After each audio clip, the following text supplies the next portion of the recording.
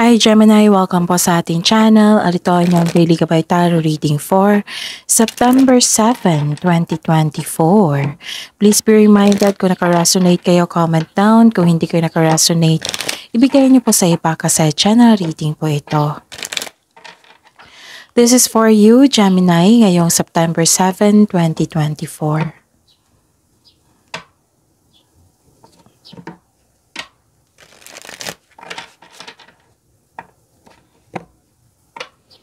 Maraming salamat po sa patuloy na suporta at maraming salamat din po sa mga hindi nag-skip ng ads.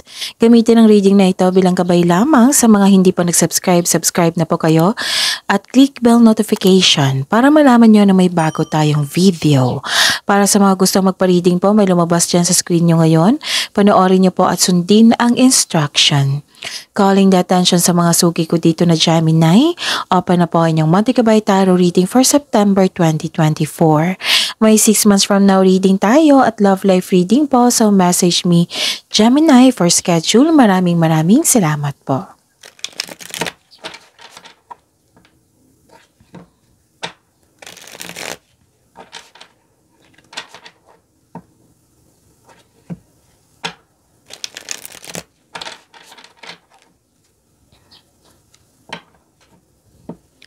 This is for you, Gemini, ngayong September 7, 2024.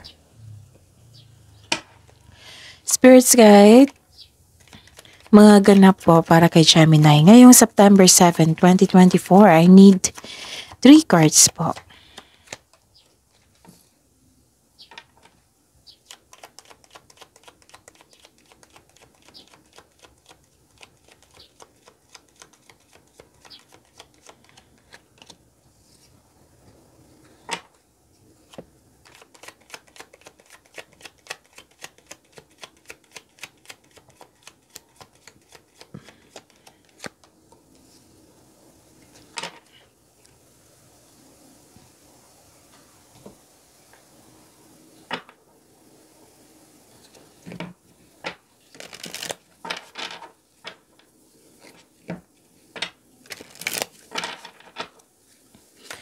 Spirits Guide, mga mensahe po para kay Gemini ngayong September 7, 2024.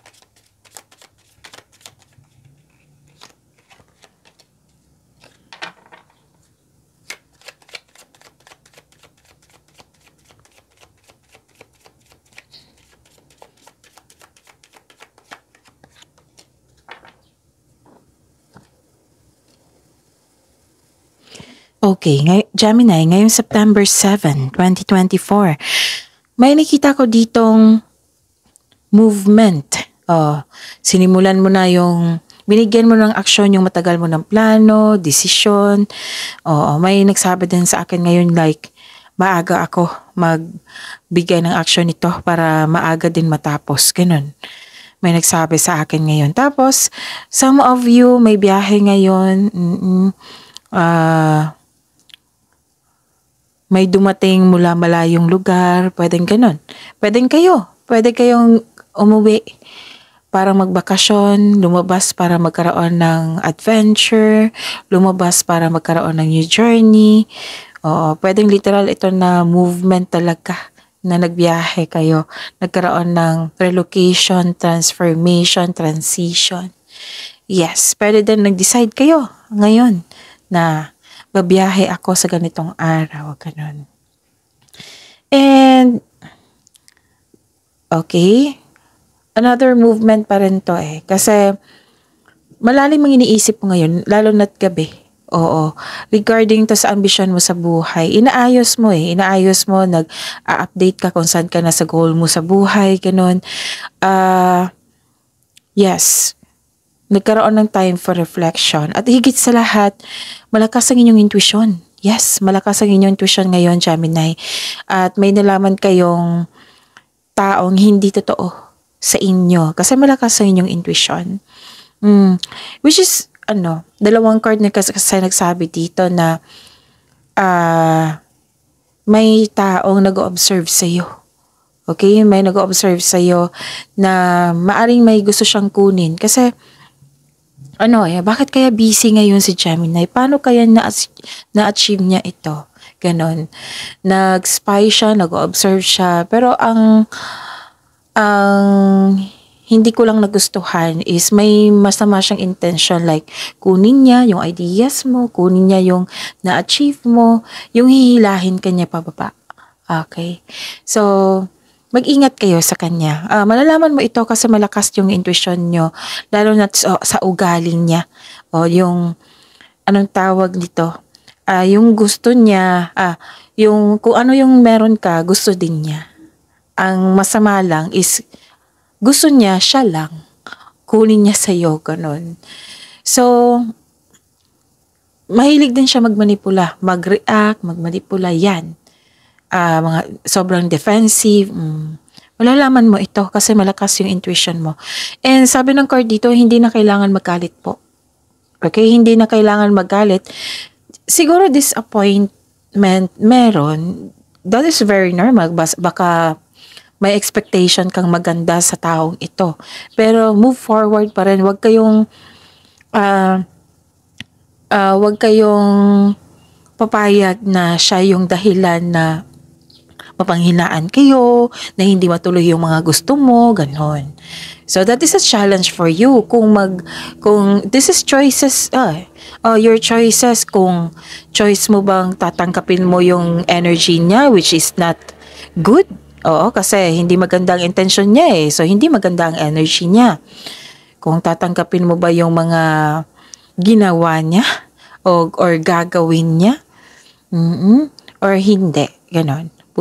Put boundaries. If I were you, put boundaries. Para hindi kayo maistorbo sa inyong gawain dyan. Kasi puro movement to eh. And I'm sure, marami kayong iniisip ngayon or literal talaga na movement na busy kayo ngayon. Marami kayong kilos. Okay? And ang message po dito, Gemini, new opportunities and choices are opening to you now. Claim them. So, claim nyo to ha? Ang ganda. Tingnan nyo. Klaro ba? New opportunities and choices are opening to you now. So, claim nyo po ito. Claim nyo po ito. Okay, Gemini? And inherent wisdom is emerging at this time. Watch it and ready yourself for a rebirth. Consider this is new beginning. New beginning kasi nagkaroon ka ng motivation. Na-motivate ka dito eh, sa card nyo dito. Na-motivate kayo. Gusto mong simulan para magkaroon na ng resulta. Okay. Kahapon kung hindi ako nagkakamali, harvesting. And that is end of cycle and nagkakaroon na naman ng new cycle, which is ito, the clarification, the new cycle. Kasi may natapos kayo eh, may na-accomplish kayo. Okay? So, inom muna ko ng tubig. Saglit lang po.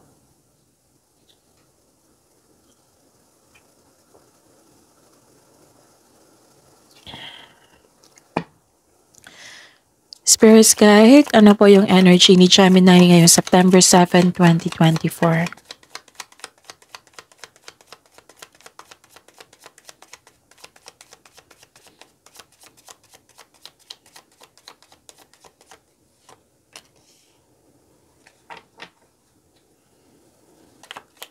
And the clarification of this card po.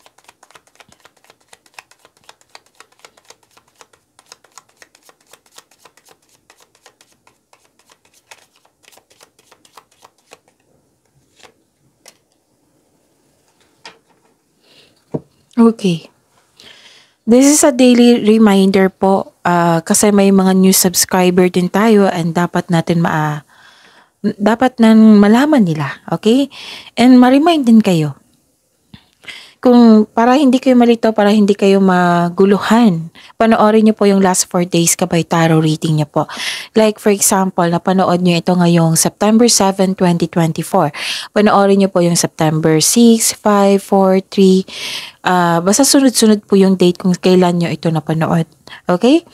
Kung may nakita or narinig kayong repeating message, kailangan nyo po iyan bigyan ng atensyon. Kung maaari po, bigyan nyo po ng solusyon at aksyon. Again, calling the attention sa mga suki ko dito na Gemini. Open na po ang inyong Matikabay Tarot reading for September 2024. May 6 months from now reading tayo at love life reading po. So message me Gemini for schedule. Maraming salamat po. What is your energy? Okay.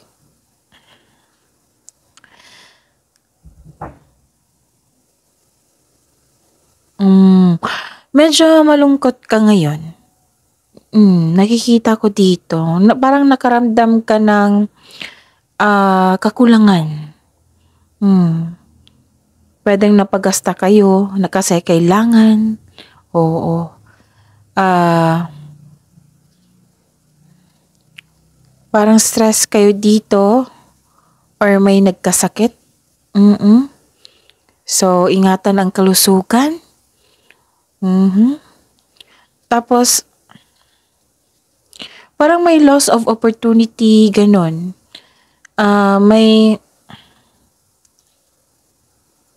Okay. Ang sabi po ng card dito, na pag-ingatan nyo po daw yung kaperahan nyo. I-save nyo po daw. Tapos, pero may nagsabi sa akin ngayon na kailangan yung gumasta kasi kailangan. So, hanggat maaari, sabi po ng card dito na mag-save po daw kayo. I-secure nyo po daw yung money nyo. And, higit sa lahat, yung advice ng card niyo po dito, think positive. Okay? It might be na disappoint kayo talaga sa taong ito na mahilig magmanipula, yung taong hindi maganda ang treatment sa iyo, na hindi siya totoo sa iyo. Marahil, ito yung concern mo ngayon. So, this card asks you to believe in yourself. Kung hindi siya naniniwala sa iyo, maniwala kayo sa inyong sarili. Trust yourself.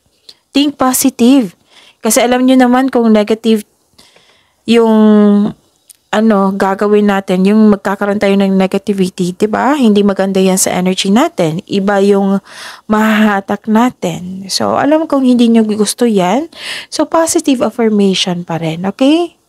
I am loved, I am healthy, I am blessed. For example, yan. Think positive, na mabangon ka ulit, and have faith na ang divine can lift you out of any period of loss. Okay? Magtiwala sa kung ano ang darating.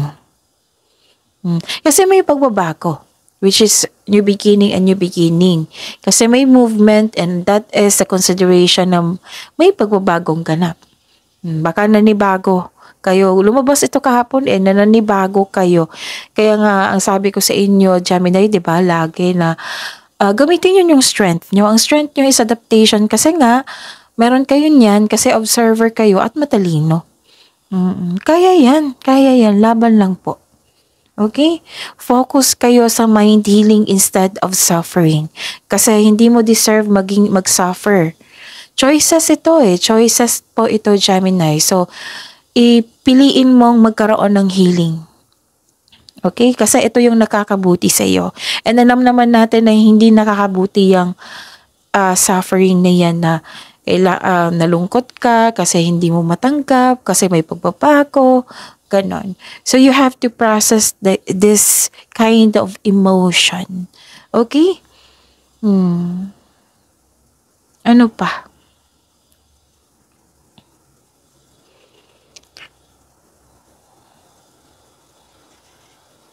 Okay. May concern kayo sa isang tao na hindi marunong mag-handle ng money. Or yun nga, yung dalawang card na kasi nagsabi dito, Gemini, parang napagasta talaga kayo ngayon. Na medyo nalungkot kayo, nasasayangan kayo, pero kailangan naman. At least may na-provide mo kasi kailangan, di ba? So, bawi na lang next time. Okay? Kasi I felt kasi na kailangan to Kailangan kasi ah, para magkaroon ng solusyon. Kailangan mag-provide. Okay? Bawi na lang sa susunod. Okay?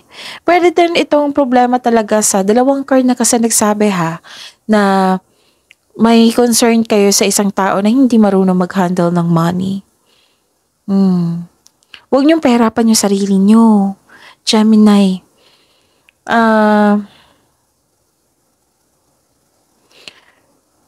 So, control on overspending. Sabi din dito. Okay? Huwag niyong pahirapan yung sarili niyo. Huwag niyong i-push yung forceful, parang may pushing forcefully dito to see the results. Okay? So, one at a time lang po. Huwag niyong pahirapan yung sarili niyo. Okay? Para hindi kayo mapagod. Kasi sobrang busy mo dito eh. Okay?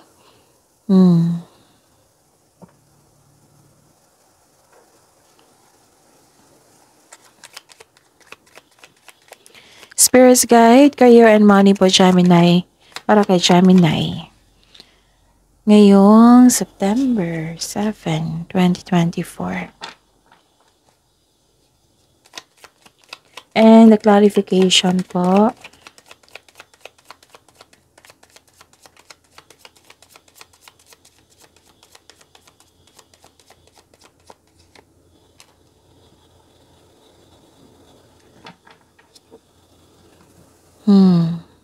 Kaya nga may sabi ang card nyo dito eh. 'Di ba busy kayo. Hanggat maaari, huwag kayong magpaapekto sa taong ito. Kasi ito yung challenge sa inyo eh. Magpapadistract ka ba? Choices to eh. Magpapadistract ka ba sa taong ito? Or hindi, 'di ba? Hindi ka dapat magpaapekto kasi marami kang gawain dito. Okay? Kung let's say nalungkot kayo kasi kailangan yung gumasta or nalungkot kayo kasi may taong hindi totoo sa iyo, you have to process this. Kasi marami kayong gawain dito na binigay sa inyo o na kailangan ng pagyamanin mo itong blessings na binigay sa iyo. Hindi kami magsasawang sabihan ka nito, Gemini. Kailangan ma-encourage ka eh. Kasi we are here to have peace of mind. Kasi sunod-sunod niya, peace of mind, happiness, achievement sa life, ganon. Okay? Pinupush ka talaga ng cards dito na hindi kailangan na maapektuhan kayo sa mga pangyayaring ito. You have to move forward. Okay? I-process mo yan kung sakali na malungkot kayo ngayon. Okay? So, i-process mo yan. You have to move forward. Embrace the truth, move forward, and let go and move forward. Okay? Okay. Sa career and money tayo.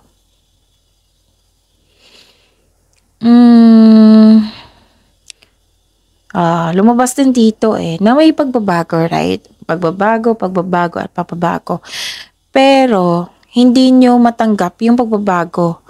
Kaya nga yung sabi ko kahapon ba sa inyo, na lumabas din ito kahapon hanggang ngayon. So, that is a repeating message ha, Gemini. So, yung sabi ko sa inyo parate, di ba, na kung may repeating message, kailangan yung bigyan ng atensyon. Kung maaari, bigyan nyo po ng solusyon at aksyon. Okay? Nakita ko kasi dito na nanibago ka sa pagbabago, parang gusto mo yung nakaraan. Oo, nakita ko dito. May chance din na babalik talaga. Oo, yung taong nanloko sa iyo sa nakaraan. Sa career and money to ha.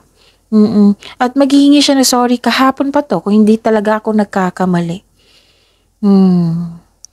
Para maaring nasa mind niya na maghihingi ako ng sorry.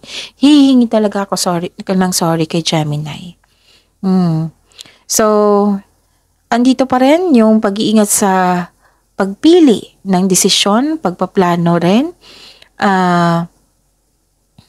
Para hindi kayo magkamali, para hindi kayo magsisisi, ganon. Konkretong plano ay kailangan para makagawa kayo ng best decision. And good news ito sa mga negosyante.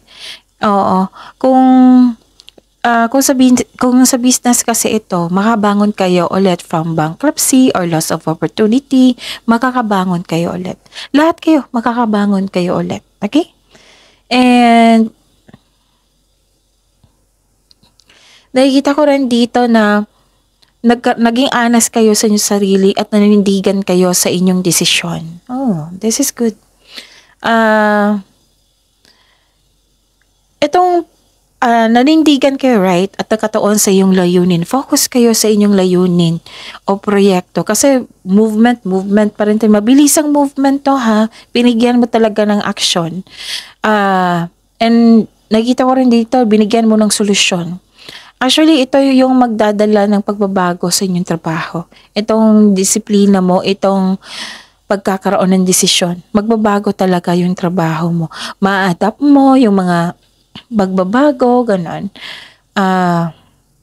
Actually, may nakita kong away or argument sa isang tao, maaring sa boss mo. So, ihanda yung sarili mo na ipagtanggol mo yung sarili kung sa anong paraan. Oo. At saka, may mabilis talaga na opportunity na darating sa inyo. New opportunity and choices are opening to you now. And meron din dito, meron din dito. So, claim nyo yan. Kaya nga busy kayo kasi gusto nyong bigyan ko ng maagang aksyon para may mag-aagang resulta, ganon. Pero syempre, importante yung konkretong plano, ha, para walang sisi, para tuloy-tuloy yung mga gawain mo. Be confident kasi marami kayong gagawin ngayon. Kailangan nyo magtiwala sa inyong sarili, makinig sa inyong intuition, and have faith sa universe. Okay? Tapos, umiwas na lang po kayo sa mga taong may inggit sa'yo. Lumabas pa rin siya dito.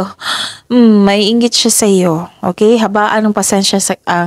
Magbigay ng mahabang pasensya and put boundaries also. Syempre, pangunahan mo para hindi ka masaktan, di ba? Para hindi ka mag-bother sa taong ito. Kasi hihilahin ka niya pababa. Kasi insecure siya, nagsaselos talaga siya. So, yun. Lumabas siya dito. Kasi maraming ganap sa inyo eh. Ikaw naman na maraming opportunities na binigay sa inyo at gagawa ka ng choices. Tapos nagsaselos yung tao. Bakit meron siyang ganyan? Bakit maraming opportunities si Gemini? Ganun. May problema siya. Walang problema sa'yo. Kaya if I were you, put boundaries. Yan yung sabi ng cards nyo dito, kanina pa hanggang dito. Spirits Guide, Love Life, Self-Love, Partnership, and Romance ni Gemini ngayong September 7, 2024.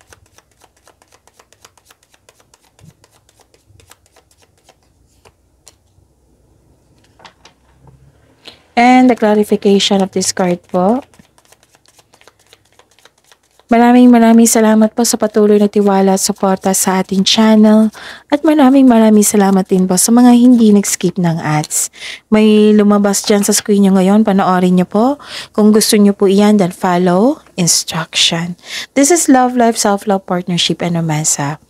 And this is the reminder sa lahat ng Gemini.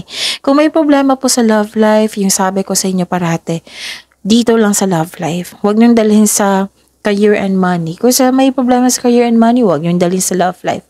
Huwag niyong dalhin sa bahay. Para kung ma-resolve yung love life nyo, diba? Example yan. Kung ma-resolve yung love life nyo, okay pa rin yung career and money at iba pa.